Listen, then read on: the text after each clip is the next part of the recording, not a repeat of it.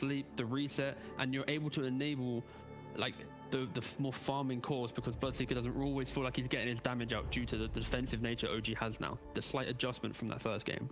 My issue with Bloodseeker at all stages of his iterations, you know, for the last 5 years, is that the hero has no survivability. His only survivability is that he's freaking zip zap zooping at 800 move speed after the fight breaks out for 5 to 10 seconds. Last game, OG had Spearbreaker, I think, was their only stun on their entire team. And this game, I'm curious if Bloodseeker looks less powerful and overwhelming at the early stages of the game if OG were to get one stun and one hero that does a lot of damage during that stun, because that's what Bloodseeker's always suffered against. And as an offlaner, I think he could be lackluster if that's the case, but yeah, I'm still trying to figure that out myself. But this is still pretty scary. Like, imagine this is your 3-4 right now, Windrunner being support. You get your like an early point in your shackle. Like, it's just, again, it's that setup needed to always punish any non-BKB carrying, like, not carrying, but innately core. Lifestealer, Juggernaut. None of those heroes feel good if it's Wind Ranger in lane either. No, exactly, yeah. Because all of them are like pure right clickers, and Wind Ranger. You have to have a hero that threatens the Wind Ranger when she wind runs, or like doesn't have to commit onto her so that she will wind run. You can just hit her from a distance or throw a spell at her or something. But any hero like Jug or Lifestealer, where you have to literally run at her to do any damage, by the time you've gotten to her, she's like right clicked you 2 or 3 times, then you try to hit her and she wind runs away. So they do ban out Void as well as Sven as their safe laners that they fear. Ember potentially could be played safe lane. All 3 of those heroes have a way out of Rupture. Faces Void, Time Walker invulnerable, Remnants, and Ag Sven. All 3 of those you are not going to take damage when moving. Maybe that's the idea behind those bans. Does that telegraph anything that this is likely to be a Zai Bloodseeker again? Because you're proposing that there is some flex potential, even though it's a Wind Ranger and Bloodseeker, same heroes we saw last game. Oh boy. Okay. Against the Wind Ranger that was countering it last game. All right. Who is more stubborn, Puppy or Seb? I think OG are clearly trying to prove something, and clearly trying to at least, you know, tell everyone at home that we're not going to get dumpstered like we did, you know, in game 1. We were going to bring something. But when you look at the heroes right now Secret have in laning phase, Bloodseeker counters Husker because you have that heal, you get to just exist through Burning Spears, you don't really care too much. And then Windrunner in the game, if it's a core, even if it's a support, the Absol will buy Null, will buy MKB. The pure itemization from the Windrunner counters the Husker. So I think that this Husker pick is pretty darn terrible, and I'm excited to see it be proved wrong. Like always with OG, they always seem to find a way to prove wrong, but right now I guess the adjustment that they could make, even putting it mid, you're against the Windrunner. Oh, I'm confused. You're flabbergasted. I'm flabbergasted. How have those? That's fair. How about the ET? Does that change the equation instead of a Sphere Breaker? Does that somehow make this Huskar even marginally? Okay. No, he doesn't change anything. It's the offlaner that's gonna, because like, Sphere Breaker at least has some catch. Like the reason for the ET, I was thinking more for like the more stable. You've got an active mid laner. You're true carry, you're trying to find farm on, you can be patient, wait for some timing, let Secret overextend, and then you punish. But with the Huskar pick, with the ET, you're forcing the aggression. And what does ET do against a Chen, for example? What does the ET do against Windrunner Bloodseeker? It's more about, if you're defensive, ET is strong. But if you're forced into aggression, again, it's not so much. They got the Invoker now, a much more different hero like Drow. Last game didn't really do much, it just kind of existed. But Invoker, at least he can set some tempo and be a bit of an aggressor.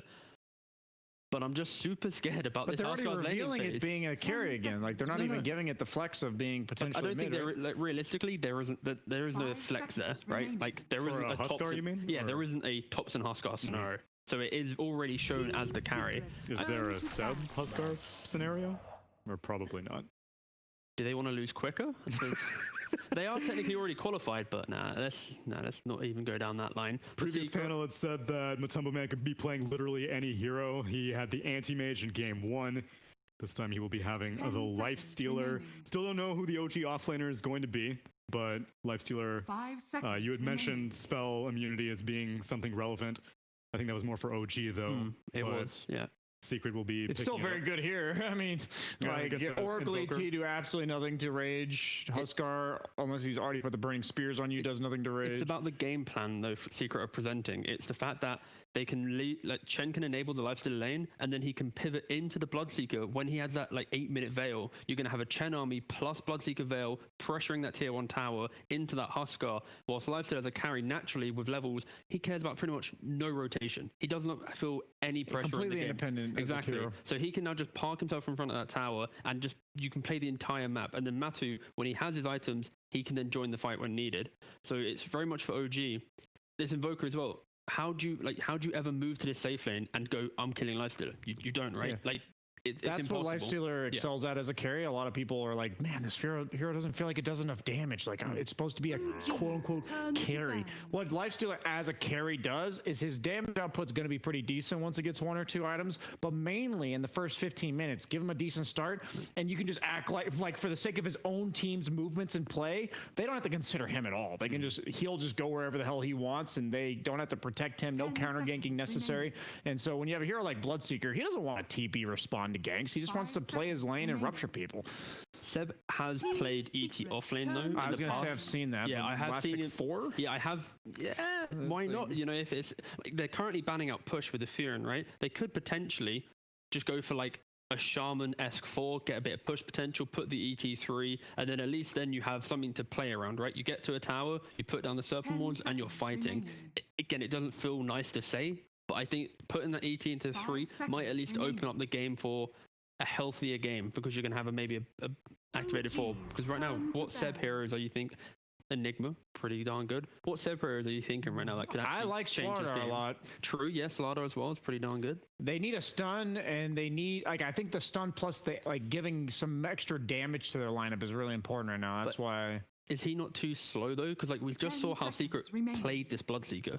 Minute 8, minute 13, in your face. Slardar does not like playing. Well, he's favored in the matchup against Lifestealer. Sure. So the idea is last game they had Anti-Mage versus Darkseer, so the lane's like, not only do you have the Bloodseeker kind of winning top or doing okay, but the bottom lanes of was a shit show where the Darkseer is low all the time, and so Bloodseekers are moving at 700 move speed at 5 minutes into the game. I think Slardar is a hero that not only is good against Lifestealer in lane, but it also counters the Bloodseeker in the sense that you get stunned and die within 1 or 2 seconds. The Chen is a bit scary to me whenever I have very little deep push. The Invoker represents like deep push in the sense of fighting you. They can engage on top of you with the Tornado into Stomp.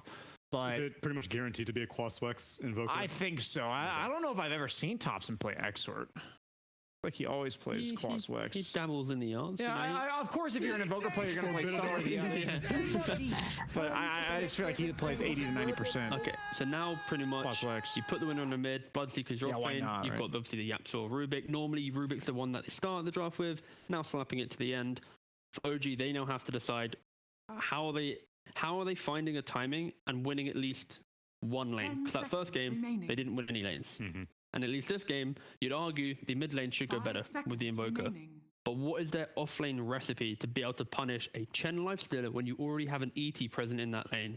Is it by putting the ET core and just punching the Lifestealer to death? Maybe. Is it picking up... Okay, yeah, that is the answer. There's core ET. Called it. Yeah, I wanted Slardar just because it also beats Lifestealer in lane, but I have to assume ET beats him in lane too. It's a lot of slapping. The Chen unit's coming as well. It's to freeze damage. But no stuns again. It's Invoker, right? It's a high pressure situation in which if this ET doesn't have the impact that they think it will have in this lane, I think Secret will just walk with it again. But if this ET can at least apply some pressure to this side lane and then allow the Huskar lane that we know will go even and Bloodseeker favored to some degree, then I think it's going to be very scary. So a lot of pressure. This camera work should literally just be looking at the lifesteal of the ET lane. That's all I want to see. Maybe, you dip into mid, but let's not bother looking at this Huskar Bloodseeker lane. In game 1, we thought that the odds were a little bit too favorably stacked for Secret. Now, if we take away the team names and you see these 2 drafts after seeing how game 1 went, do you think this is fair? OG going back again for the Huskar? The odds got better for OG. Right. Weren't they like 3.6 last game? Yeah. Who's betting on these games? Did nobody see that first game? Still 1 to 3. I didn't even get to finish my mobile game. I think the Huskar is going to struggle again, personally. But in the last game, they had the Drow Huskar against Anti-Mage. If Anti-Mage got to 3 or 4 items, I favored the Anti-Mage. Okay. In this game, I think I actually favor OG later on. So because you get the halberd against the Wind Ranger and then Lifestealer, I think it'd be somewhat underwhelming as like a mid to late game carry if the game is even. So if they get there even, I like their odds. Last game it felt like they had to win lanes and they were unfavored in lanes. So I like their chances better here, but I'm not too optimistic. Give me a team, T-Gov. I like the adjustments OG made, but I still think Secret fundamentally have the answers to what OG are trying to do. Perfect. Will we get a 3-game series? Which Twitter account will be more smug? Will Sir Ashton Slacks keep casting? Find out now for game number 2. Prepare for battle. Holy moly! I will, but you know, I'm still maintaining the appearance of OD Pixels, so I'll stick like that for the rest of the series. Here we go. It's game 2, ladies and gentlemen, of OG versus Secret. We are getting some stubbornness in the openings of the drafts. We're getting Huskar again. I mean, what do you reckon, Fogged? Is this a better shot here from OG with their lineup this time around? I do think it's a better shot. I think they actually have top 10 on an active hero. That was probably my biggest gripe with the last game. He's playing Drow. Sure, you know, I've seen him play these type of heroes like his Vengeance and Drow, but he gets involved. I feel like Drow is a really hard one, especially if you die once or twice. You're playing versus a tough lineup. You're not very mobile. This one, it's his specialty. He can definitely make moves around. He can actually counter aggression too. Tornado to dispel Wind Run, to stop the speedy Bloodseeker, these kind of things. So definitely do think it's a little bit better, but there's some untapped potential still. Like I think this Bloodseeker is still starting to be discovered. People are now looking at this off-lane Bloodseeker. I actually was hearing a little bit about it too, just talking to some people as well, and just hearing about the sustain, that you can just stand versus a lot of heroes now because of this off-lane, because the way that Thirst works. So that should be cool to see. And he's paired up with a classic. It's a Yapsor Rubik, his best hero. So we'll see what they can make of this as the battle commences. Yeah, we'll see. Mid-1 able to push Zai up to the high ground. Make sure that he doesn't continue to trade. Pretty successfully as well, that you saw there, punching into the Huskar, how much damage this Bloodseeker can just do with the right click straight up early on. Looks like it's going to be three runes for OG. And it is going to be that, my favorite hero, of course, that core ET this time versus the Lifestealer. Of course, shout out to our observer there. Yeah, be sure to go check him out on Twitter, give him a follow, and you know, send him your T-Tours. For sure. No, but yeah, shout out to him. He's doing an excellent job here at the Omega Leagues. This is cool the way that they're laning. They're actually setting up an aggro tri-lane with the Chen, it looks like here, and they're putting the Lifestealer lone bottom. Okay. So I think this is they can move the lanes around a lot. Puppey can also move people, of course, with the way Divine Favor works. You can actually just drag a hero if he doesn't want to actually lane in that spot, if it ends up being a tough one for the Lifestealer down bottom. But he should be able to get some decent sustain for the moment until that TP does come out. We'll see if they can actually apply pressure. I think they'll be able to apply more pressure than in the last game with an AM versus Darkseer and Spirit Breaker. But Lifestealer is pretty good versus Elder Titan too. As long as the ET does not get creeps in order to actually amp up his aura, Lifestealer can just turn and hit him. This top lane. I mean, as we saw, you know, from the draft, getting this Huskar early again, OG seemed very set on playing it from the one. I mean, what do you think the reason is from OG why they really want to make this hero work? Like, what do you think they see in this hero right now? I think it's just because they have the Oracle. I think it's just they're thinking that it can work because of it, and maybe they're just trying to make it work and maybe forcing it a bit too hard, but I'm not too sure. I've seen this hero have mixed results, mostly failures, at least from this league so far, but gotta learn somehow, right? So definitely trying to experiment. Seeing this mid matchup, this is one thing where, you know, it is a top-10 hero. However, this matchup is worse, actually, than the Drow Ranger versus Wind Ranger. This is a tough one for the Invoker early on. He's got to start building up his damage, though. He's going to be able to sustain because of the 2 points in Quas. So he'll recover as the lane progresses. But the first few levels are a bit tough. Yeah, very hard to get the CS against this Wind Ranger. Yeah. The Wind Run gets popped. Tornado dispel it very quickly so he can get some trades. And we're seeing bottom, they did sentry ward the small camp to ensure that Puppey can't abuse that one with his creeps. And they did actually allow the big camp spawn this time. They blocked it the first initial. But as an ET, you know, you really want to have this side camp open. You want them to be able to get stacked up so that you can apply the pressure onto a hero like Lifestealer. Zai does get the clip on the Blood Right onto mid one there. Yeah, has to be a little careful. A few of the spears stacking up on him. Toss mid one to the side, bottom lane, Puppey getting going on. He's gonna go for the TPA, he's not gonna make it away though. Seb will take first blood. He's got the damage. There we go, punching Puppey down.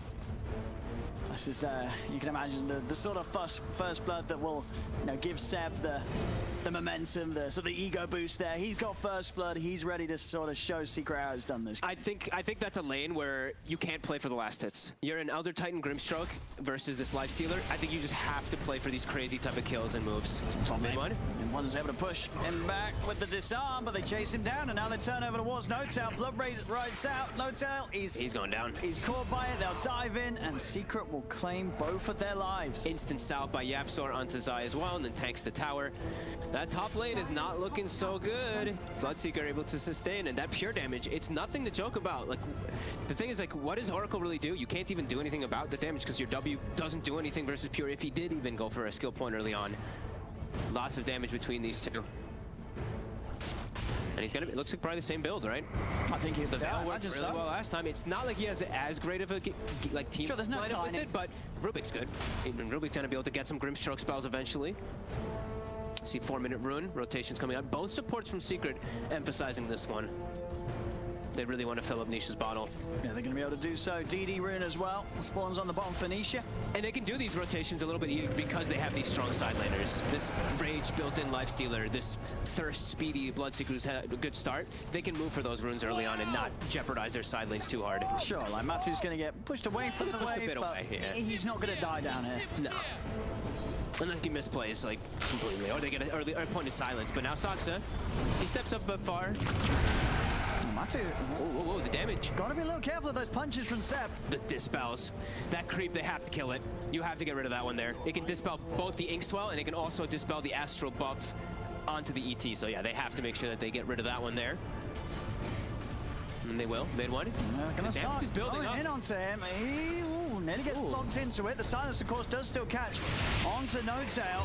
And No-Tail will get the kill in return, but he may die as well for this as YapzOr's hunting.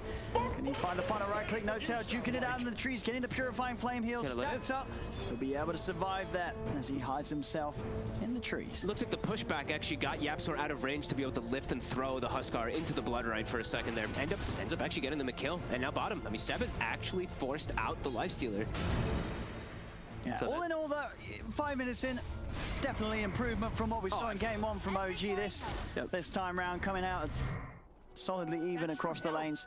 Yep, and we see, I think YapzOr maybe just snagged that from Nisha a little bit there. Nisha was pinging it, but either way, they got those bounty runes top. And we see Matu, he can safely TP back to base because he can just get raptured all the way back with the Divine Favor from Puppey. So keeps himself there. Shackle on the side. Oh, he's going to be able to find No-Tail. No-Tail turns with a disarm, but the two of them will be able to play around with him and kill him off. The kill for Nisha. YapzOr didn't take the kill with Fateball. What the hell? Yeah, I mean, that's when you know the Secret are trying. They're on. Yeah, seriously, what the? No kill stealing today from YapzOr. Instantly ruined. Nisha does not get lucky guessing bottom. Topson will be able to deny out the invis. Doesn't care about it. Already Urn finished up for Topson, and like we said, this game, Topson on an Invoker, he can deter a lot of the aggression. Especially versus a hero like Wind Ranger, that you can dispel that Wind Run. So he can easily show up and counter gank, or even set up ganks, because they also do have the ET with the Invoker. So we've seen that one earlier in this tournament in particular. Tornado plus Stomp, easily to land and set up those EMPs. Dire structures are fortified. He's using the fort here to deny those extra creeps away from Nisha. Keep that pressure in onto him, onto the tower. There's that little purge creep again. They have to, I mean, this little purge creep will make their bottom lane not be able to be aggressive at all. Top Zai. Top. It's going to start playing aggressive as he hits 6. Drops the blood right down. Not quite in a position to kill off No-Tail, but the Fade Bolt is destroying mid one there. Take him out again. Bottom lane, Seb trying to go in onto Matu. Puppey and Matu trading back though onto him. This dispel, I mean, this creep, like he had a ton of astral stacks there from the creeps on the side, but it just gets dispelled off all that damage that he builds up. Matu's getting low again here. Here comes the creep to purge it off, but it might be late. They're chasing in. Seb, he's diving for this one. YapzOr able to TP in reaction, and Seb, he gets a little too aggressive there. Not expecting YapzOr purge creep to be able to TP across. And as you say, Puppey with that micro setting up the Secret to find both of them down there. YapzOr 6, it's 7 minutes in. Wait, what the hell? That kill top really surged him forward there, but I mean, that's all right. Level 6 with Arcane Boots pretty much done. Typical YapzOr, even though he didn't secure the kill with Fade Bolt earlier. And that was very ambitious there from Seb, that dive. He went in, and I don't think there's many scenarios where he gets out of doing that. I'm sure maybe he could have got Matu, like there was that chance, but didn't play out. They tried for the cheeky play with that like silence coming with the Phantom, but wasn't able to get it. Nisha though, rotation from Saksa. For silence, but Yapsa's going to be able to break the combo initially. Thompson still has the Inkswell on him. They've got the nukes on. Tanisha back up from Zai coming in from the top lane. Oh. Straight away they pop the Invoker. They will lose the Wind Ranger. Zai's going to try and chase down Saksa and No-Tail. See how much more they can go for. There we have Zai leading in. Stun connects in onto No-Tail. Blood Bright's down. No-Tail will get hit by it, but the backup's here from Seb. And Seb will start to push the two of them away. Yapsa was able to grab the bounty rune that had been left there for the last 3 minutes on the way out. Gets his Arcane Boots completed because of that too, and he's being able to give Zai mana, so Zai in fighting form again. My god, the blood rate damage. That early on when he's already level 7, so it's 300 pure damage. It's the highest effective nuke in the game. Okay, Soxy has to dance around here to try to dodge it. Won't be able to. Maybe having a shot at killing off Zai here. They get the cold snap with the EMP. Zai needs help. It's coming in. Puppy with the TP. Zai is into the trees and he's away. And he's speedy now. Couldn't quite kill him there, the three of them. Tons of moves coming out from OG to try to respond to Secret's advantageous start again. Yeah, 3. And look at this, like Matu now is able to get so much space out of bottom when it was looking like he was going to suffer maybe a tiny little bit, but now he's almost got the armlet done. And something that Elder Titan does not like playing versus is any of that plus armor as your aura. Sure, your astral works, but your actual natural aura gets countered as mid one. Nisha's trying to catch on the mid one. It's a freebie. Tower is under attack. This is they're going to continue to just enlarging the difference between mid one and Matuma Man's game. Like we're seeing the timing, as you say, on Matu's armlet in comparison. He's going to be able to do so much more at a point where mid one's not going to be quite ready to turn up to these fights. Yep. The only way that they can get those type of kills there is if Saksa actually gets the Phantom from the tree line. If he does it out of like in fog and he gets the silence off initially, then maybe they can go for those connects, but not able to do so the last few times. Matu will outclick him for the rune here. Nice again, he has the rage. Yeah, it's not a. You're never catching up to this lifestealer now with the phase boots, the rage. And now now he has the armor done pretty much, so that much stronger. He needs just a couple more last hits and he will have it. Top, forcing reactions, going for a dive here with the Fade Bolt, with the Blood Red as well. So much burst damage with this early Veil too. And again, this early lead, I mean 10 minutes in, but it's a 4K lead. Yeah, and Thompson, like that one death actually costs him so much. Like he's down with the supports, with the Rubik, with the Bloodseeker, the offlane. Net worth is crippled a bit here. Keeping themselves top, keep applying the pressure. Mid one has to be so careful. If he's at like half HP or 3/4 HP as a Huskar, Blood Right, pure damage, a Fade Bolt, and a stolen spell, he's just dead. He actually has to move out of the lane and go farm some jungle now because of that. I mean, and where is the power from OG in this game? In the first game, we were always looking towards when they'll be able to group up as 5, and considering that could have had potential, obviously. They got too far behind early on. They wanted to try the tree line. It gets dispelled instantly though, the Inkswell, the Perch Creep again. Puppy always having the right one. Yeah, the Alpha Wolf as well, giving that extra bit of punch to Matsu. Yeah. I think the biggest thing is really whenever Thompson wants to start moving with the ET, I think they have to set up some Stomp, Tornado, EMPs as Thompson. He's ghost walking, but he's being seen, the Thirst. Oh, he's gonna live. 10 HP. And they'll be able to punish Nisha for that. TP's come in. All right. Keep Thompson alive. Oh my god, he almost died because of the vision from the Bloodseeker. Ends up surviving, but they do lose a very early tier 1 bottom. And the top lane. Up to Zai.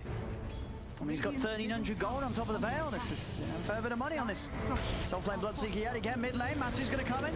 Tried to set up onto mid one. Doesn't want to run back in, though. There's 4 heroes here on OG. That is a scary steal. It is a level 4 Inkswell on a hero that has Rage built in. So Tornado, sure, amazing to counteract that Inkswell, but if he's raged, he can just beeline right through. Exactly. So I do think Secret's probably going to look to just fight whenever a fight does come to them, but this time, Zai might get caught out pretty far forward.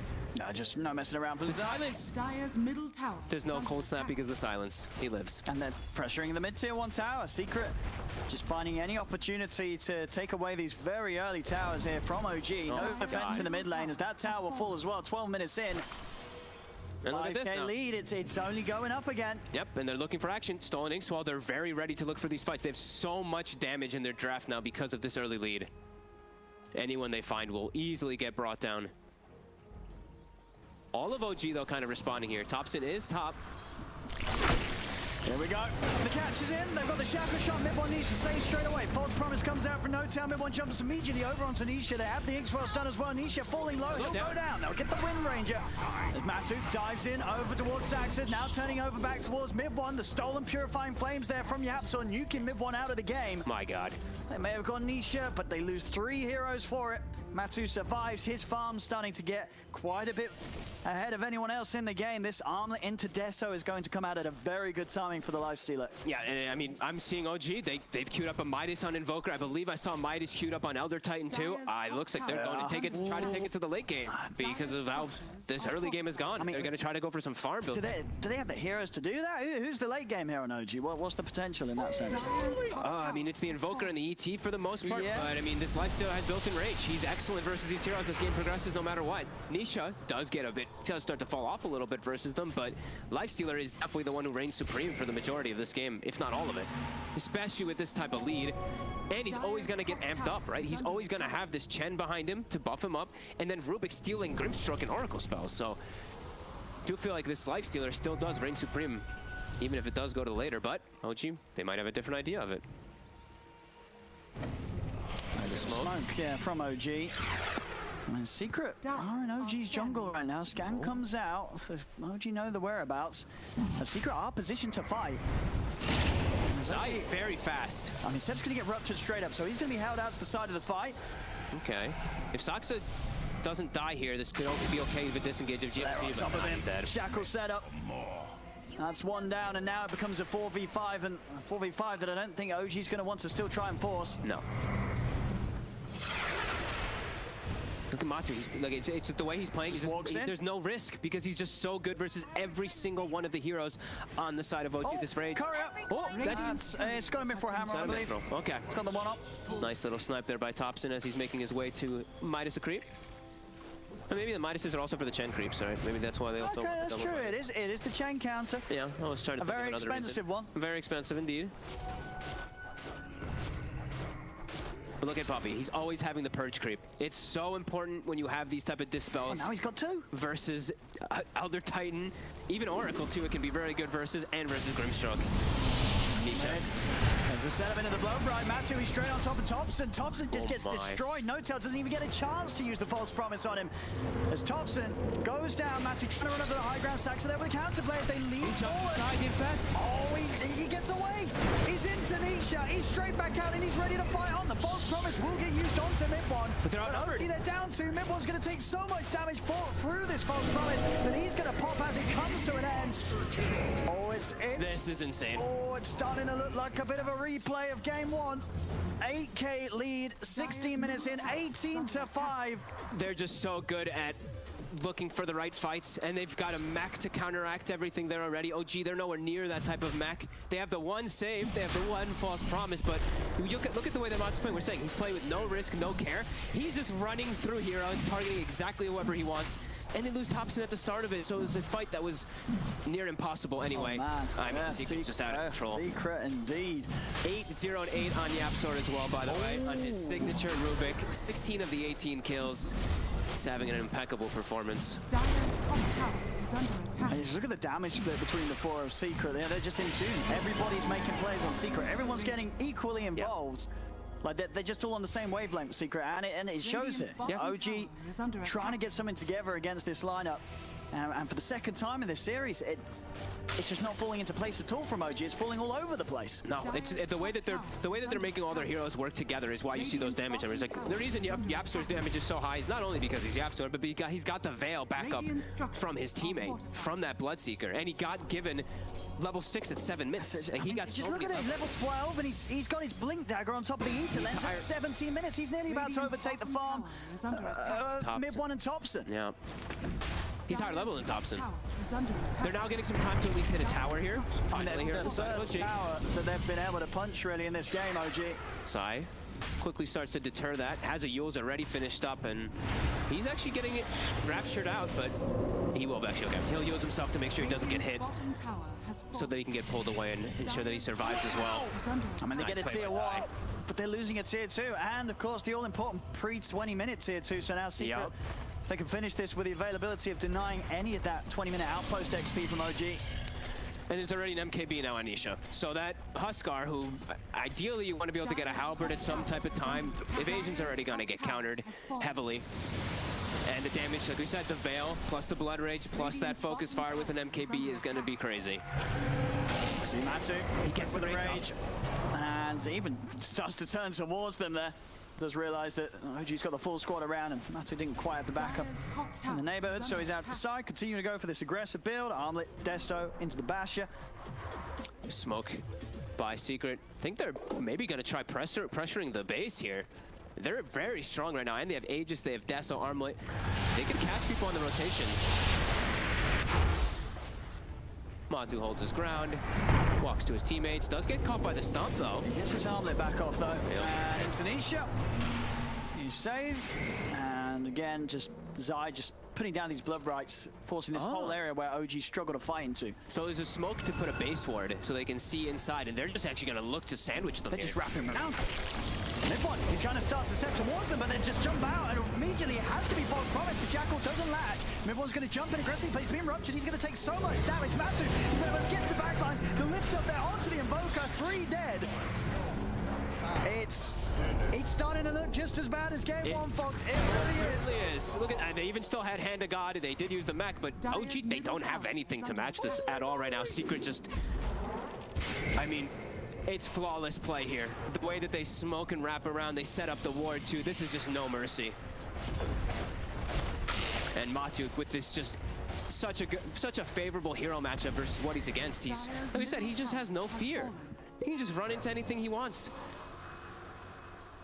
My goodness, 21-5. I can't remember what the score got to in the last game, but I think it was 30-something to 4. I think it was the 5. Yeah. It's heading that same way yet again. I mean, some of these KDAs, as you're pointing out earlier, the Abs are 8-0-9. Insane stuff here from Secret, and we'll see what the comeback plan is going to be from OG. As you said, there are Midas online. But they can't, like, their lanes are all going to be pushing into their side. And they have a base ward that's watching their movements that they do not know about at all. There's no way they'll ever find that base ward either. So they just saw them all walking out of the base, walking into their jungle. They know exactly, look at Matu. He knows exactly where they are. He's taunting them. Matu doesn't care. He's just going to start going in onto Midone. Oh, Stone Splitter. He's just gone. There's not even a chance to save Midone. Oh, they're just getting destroyed. Matu wants him. Is he going to keep going? He's going to keep going. Matu's in the base. He's in the base. He's actually going outside of it. Yeah, Matu will finally give up on the chase. Doesn't quite have the movement speed to continue to get him. Mid lane Thompson's out alone. Oh, I mean, goodbye, Thompson. All right. 24-5, 15K lead. We're really going to get 2 back-to-back games of this. This is just Secret just destroying OG on an outrageous level. There's nothing close about these games. Look at this Lifestealer. He's Alacritied with Blood Rage. Look at all these buffs he has on him, and he even gets to survive, jumping away here. Protecting that Aegis. And Zai, he's feeling it. Dagon's out. That's how you do as the Bloodseeker. Sure. I mean, get out your Dagons.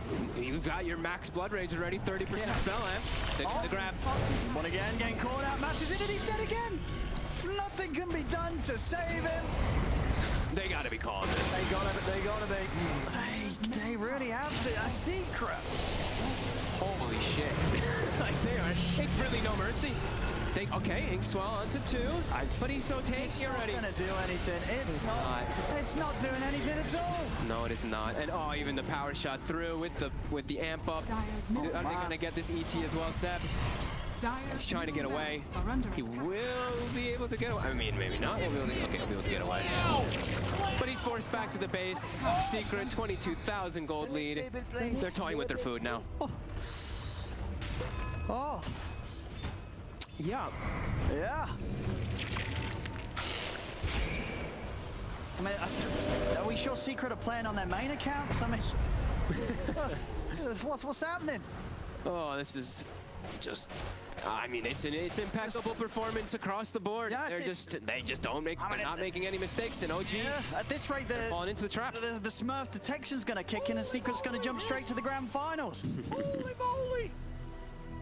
This is chilling around the Ancients. He's going to open wounds for healing. Heal back up to full. Keep their pressure on the map. OG, they're trying to find some type of room, some breathing. Seb, desperate to find some farm, but now. He might be paying with his life as is that a boot to travel on the Rubik? Yes, it is. Okay, puts him with the stomp, but he will. I don't think will find Nisha. All right. Monster kill. They got Nisha. They got Nisha. They got something. They got something there, OG. And they instant smoked, looking for something else. Poppy knows though. His creeps scouted it out. He's pinging exactly where they were. Dire's bottom they did at least get a kill here to punch back, but. They're going to need quite a few more of those. Yeah. Down 21k here at 23 minutes. Matu is such like Matu can just run at them. Look, he's just taunting He has 35 armor. Like, what do? You know he can touch him. He can kill the 3 of them probably. Just run. They have to reset and run away.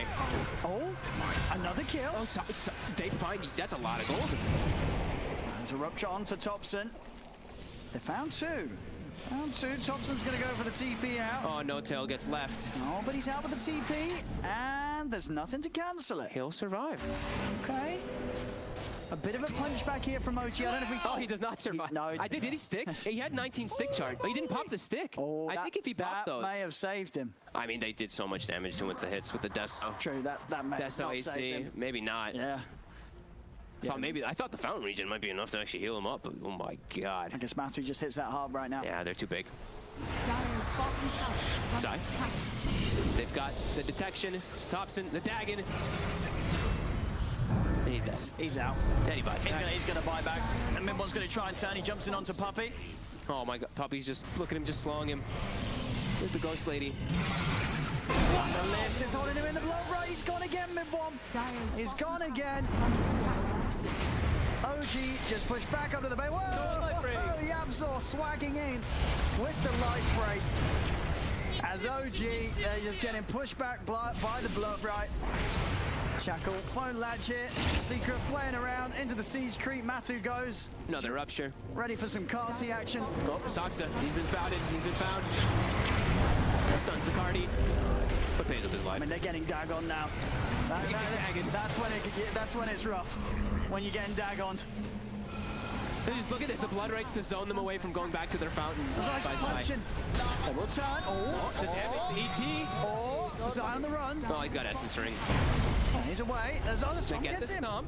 Okay, and the setup there as well. Onto Yabzor, Mid1. He's going to look for the kill. Matu goes in with a rage onto Mid1. Mid1 is gone. No save available from No Tail as the false bonus is still on cooldown. No Tail goes for the disarm and the TP out back to base. Will make it away. Nisha able to finish them off with the power shot. As Thompson goes down, the bottom racks are claimed. 38-9. Over 1k a minute lead here. Yet again for Secret. 29k advantage. Nisha was trying to run away and Matu's like, no, we're going in, not out. I mean, they certainly are. No Tails out. Right up to the fountain. Nisha dives in. It's a team wipe. GG is called. It's under attack. And not the once, but the twice. Secret. They just decimated. It's not even close. It's not even close. I saw people say you've got to come up for a new word. This is more than a stomp between Secret and OG. This is. It's 26 minutes and look at it's a 30,000.